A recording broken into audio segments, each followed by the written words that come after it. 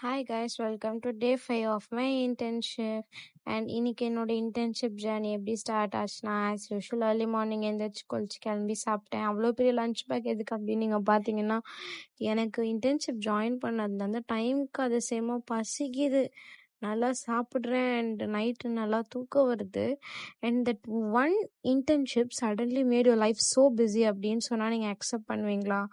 ஆமாம், கண்டிப்பாக. ஏதோ இன்டர்ன்ஷிப் ஜாயின் பண்ண கல்ச்சர் லைஃபே பிஸியான மாதிரி இருக்குது. மார்னிங் வர்றதும் தெரியல, நெக்ஸ்ட் டே போகிறதும் தெரியல.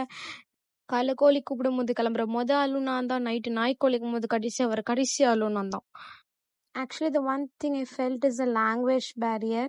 And before joining internship, I think that everyone must know multiple languages so that you can survive in your internship. And என்னாச்சுன்னா, ஒரு பேஷண்ட் கிட்ட டேட் ஆஃப் பர்த் கேட்டா தெரியல அப்படின்னு சொன்னாங்க. டேட் ஆஃப் பர்த் தெரியலன்னு நினச்சா நம்ம பேசுகிற லாங்குவேஜ் அவங்களுக்கு புரியாமல் தெரியலன்னு சொல்லியிருக்காங்க. ஸோ இதுலேருந்து என்ன தெரியுது?